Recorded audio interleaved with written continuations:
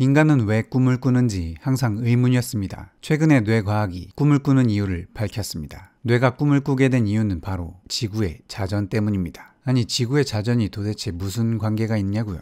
이 설명을 위해서는 최근에 밝혀진 뇌의 특성을 먼저 알아야 됩니다. 그것은 바로 뇌의 가소성입니다. 간단히 말하면 가소성은 뇌의 유연성을 말합니다. 뇌는 담당 영역이 정해져 태어나지 않고 평생 동안 신체의 상황과 주변 환경에 따라 적응하면서 구조를 바꿉니다. 뇌 신경세포들이 계속해서 재배치된다는 것을 의미합니다. 파스코 알레오네의 연구팀은 실험 참가자들의 눈을 5일 동안 가려둔 채 집중적인 점자 훈련을 시켰습니다. 이들은 눈을 가리지 않은 대조군들보다 월등히 점자를 잘 구분하게 되었습니다. 더 놀라운 것은 그들의 뇌에 나타난 변화였습니다. 이들은 촉각을 사용할 때 원래는 시각에 사용되던 후두피지를 사용한 것이었습니다. 다시 말해 시각을 담당하던 뇌의 영역이 촉각을 담당하도록 바뀐 것입니다. 그리고 안대를 풀자마자 하루도 안 돼서 촉각이나 소리에 후두피질이 반응하는 현상이 사라졌습니다. 즉 후두피질이 다시 시각을 담당하는 영역으로 돌아간 것입니다. 뇌가 이렇게 구조를 바꾸는 데 걸리는 시간은 생각보다 더 빠릅니다. 실험 결과 눈을 가린 지 40에서 60분 만에 시각 감각에 사용하던 신경세포들은 청각이나 촉각에 사용될 수 있게 바뀌었습니다. 뇌에서는 이렇게 마치 그 옛날 국가들이 영토전쟁을 하는 것과 비슷하게 감각들 사이에 영토전쟁이 실시간으로 일어납니다. 이렇게 빠르게 환경과 신체 변화에 적응하는 뇌의 가소성은 지구의 자전이라는 환경에 적응해야 했습니다. 촉각, 후각, 미각, 청각 등 다른 감각들과는 달리 시각은 지구의 자전이 만든 밤이라는 환경에 유일하게 타격을 입었습니다. 빛이 없는 시간에 시각을 사용하지 않게 된 것이죠. 매일매일 찾아오는 장시간의 어두움이란 환경에서 시각을 사용하지 않는다면 시각을 담당하는 뇌의 영역을 다른 감각들에게 내어줘야 했던 것입니다. 그래서 뇌는 시각 시스템이 불공정한 조건을 극복하도록 하기 위해 밤에 시각을 주로 담당하는 영역 후두피질이 활동하게 만들었습니다. 밤에도 시각을 사용하도록 한 것이죠. 바로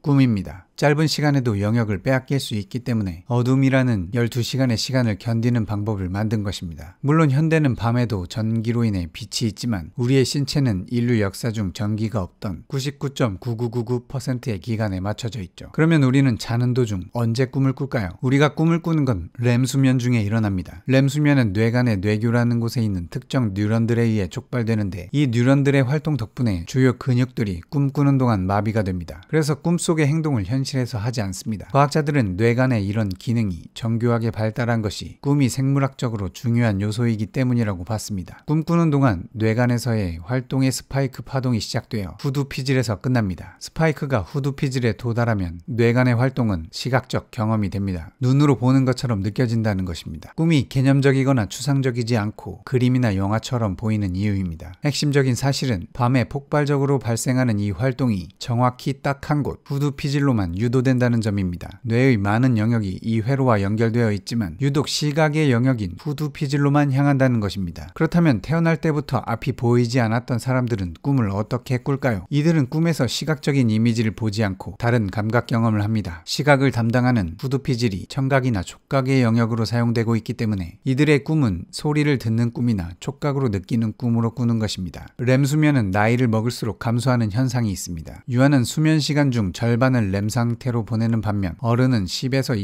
20%밖에 되지 않습니다. 노인이 되면 더 줄어들죠. 그래서 어릴수록 꿈을 더 많이 꿉니다. 이것은 뇌 안에서 감각들이 영토 전쟁을 벌이는 것이 민감기라고 불리는 만 6세 정도까지는 뇌 가소성이 가장 유연하기 때문입니다. 이 기간이 지나면 각 감각 영역들은 어느 정도 자리를 잡게 됩니다. 그래서 7살이 넘어 시각을 잃은 사람들의 꿈에는 시각적인 내용이 많이 등장합니다. 나이를 먹은 뒤 시각을 잃은 사람들의 후두피질은 다른 감각들에 덜 점령당하기 때문입니다. 그럼 우리는 왜 꿈을 자세하게 기억하지 못할까요? 이것은 단기 기억을 장기 기억으로 바꿔주는 데 결정적인 역할을 하는 해마가 렘수면 중에는 활동을 덜하기 때문입니다. 그리고 합리적이고 논리적인 행동과 관련이 많은 전전두엽 피질도 활동을 덜 활발히 하는데 그래서 아마도 꿈에서는 뭔가 말이 안 되는 일들이 벌어지는 게 아닌가 추측합니다. 뇌과학자 데이비드 이글먼은 꿈의 핵심 목적이 다른 감각들과의 영토 전쟁에서 시각 피질을 돕는 것이기 때문에 뇌가 해마와 전전두엽 피질을 닫아두는 도와주는 것이라고 말합니다. 인간과 같이 일부 포유류는 미숙한 상태로 태어납니다. 혼자서 걷거나 먹이를 구하거나 체온을 조절할 수 없습니다. 반면 기니피그, 양, 기린처럼 성숙한 상태로 태어나는 포유류도 있습니다. 이들은 모두 자궁에서 나올 때부터 이빨과 털이 나 있으며 눈도 뜰 수 있습니다. 체온을 조절하는 능력도 있고 태어난 지 1시간 안에 혼자 걸으며 고형 음식도 먹을 수 있습니다. 여기에도 단서가 있습니다. 미숙한 상태로 태어나는 뇌는 가소성이 대단히 높기 때문에 태어난 후 세상에서 적응하고 균형을 지키기 위해 끊임없이 상황에 맞는 감각들을 더 발달시켜야 합니다. 그래서 미숙한 상태로 태어나는 뇌들은 렘 수면도 다른 동물들에 비해 최대 8배나 많이 합니다. 대부분이 형성되어 태어나는 동물들의 뇌는 밤의 전투가 그리 필요하지 않은 것이죠. 시각 시스템이 다른 감각의 땅을 빼앗기지 않으려면 어두운 밤에도 시각 시스템을 활성화할 방법이 있어야 하는 것입니다. 만약 우리가 미래에 다른 행성의 생명체들을 발견한 날이 왔는데 그 행성은 자전을 하지 않는다면 그들이 우리와 비슷한 뇌와 시각을 가지고 있다고 하더라도 그들은 꿈을 꾸지 못할지도 모릅니다. 인간은 꿈을 통해 많은 영감을 받아왔습니다. 아직도 꿈에 대해 밝혀지지 않은 것들이 많지만 꿈은 분명히 우리에게 소중한 것임은 확실합니다. 도움이 되는 지식만 받아들이시고 도움이 되셨다면 좋아요와 구독 부탁드립니다. 감사합니다.